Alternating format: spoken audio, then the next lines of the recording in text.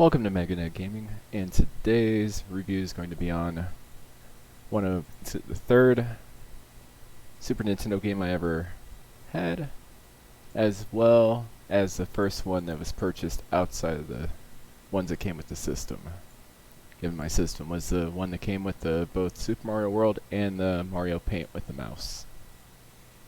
That game is Roadrunner's Death Valley Rally, developed by ICOM Simulations, published by Sunsoft for the Super Nintendo, and it launched November 1992 in North America, December 92 in Japan, and September 30th, 1993 in Europe.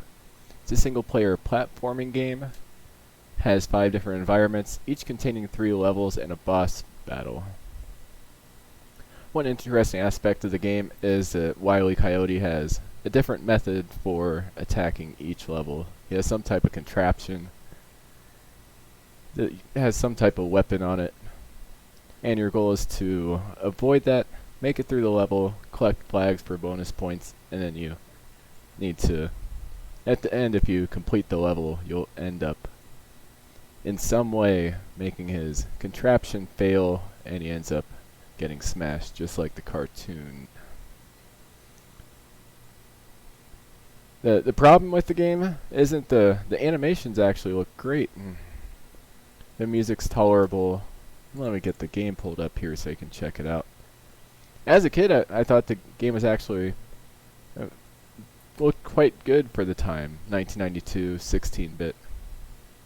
And it's fast-paced too. And at the time I didn't have Sonic yet. It's definitely played at a Sonic-like tempo. So the graphics were great, the music was tolerable, decent enough for the game, and it had likable characters. So how could the game possibly be bad? And is it altogether bad? Well, I'm going to show some of the first level stuff just to show off the game a little bit.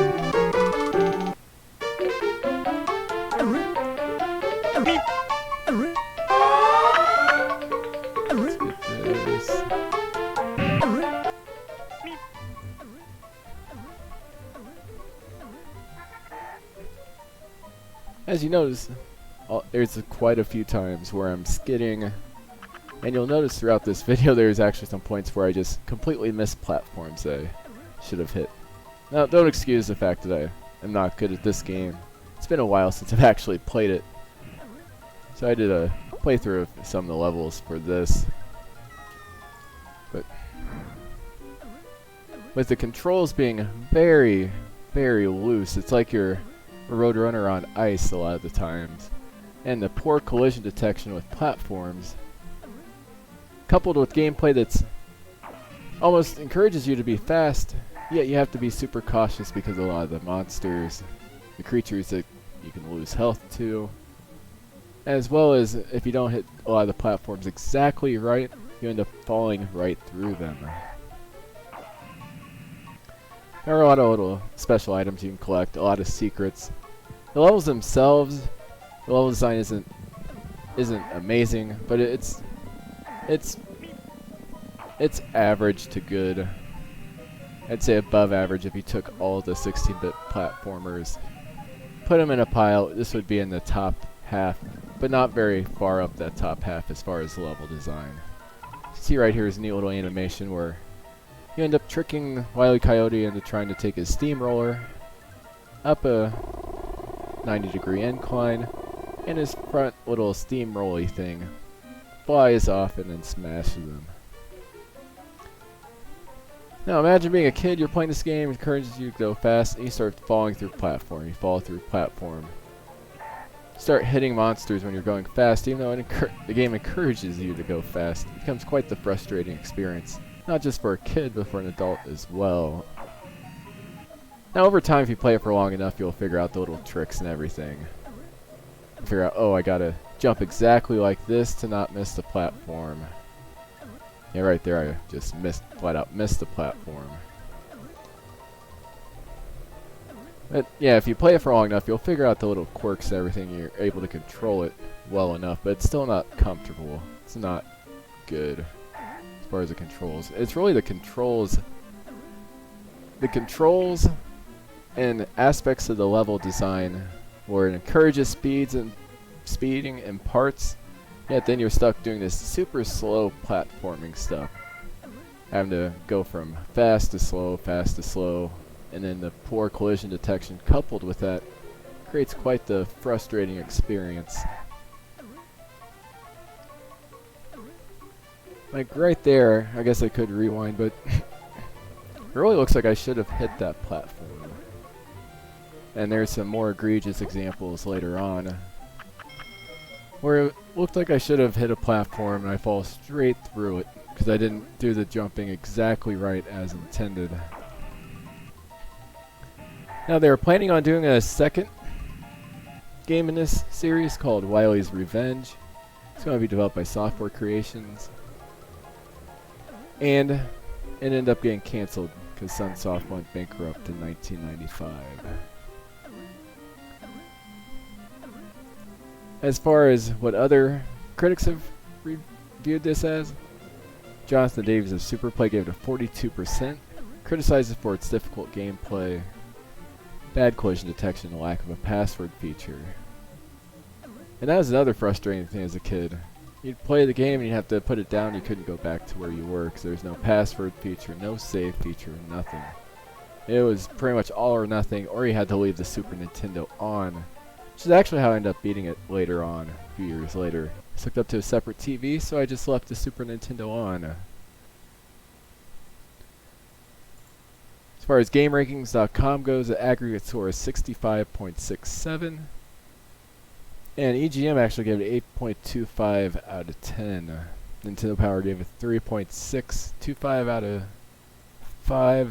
That looks like it's an adjusted score of some sort. Nintendo Power, especially in that time, getting anything that was a bad score was actually anything that's even like a only in the good to very good range, based on 50 being dead center average mediocre game. Anything that even started approaching that was likely not a good title. So Roadrunner's Death Valley Rally. You can pick this game up for quite cheap these days. It's not hard to find. I got my copy for I think like $4.99 at a GameStop, at a game store, Game Exchange. And for that price, as long as you can figure out the quirks with the controls, there is a fun game underneath the poor collision detection and occasionally bad level design. And if you really like Roadrunner and Wile E. Coyote, there's some nice 16-bit animations in there, little sequences that'll make nothing else you'll enjoy those. But altogether, it's just, especially considering you have a lot more choices these days, and the Super Nintendo had quite a few years after this of continually improving platformer games. It really just doesn't stand up to the test of time. And it really didn't even stand up to the test of time around the time Donkey Kong Country came out.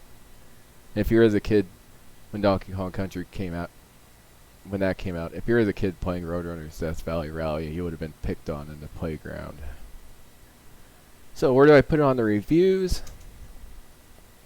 Given it has some neat animations and whatnot, but really poor collision detection,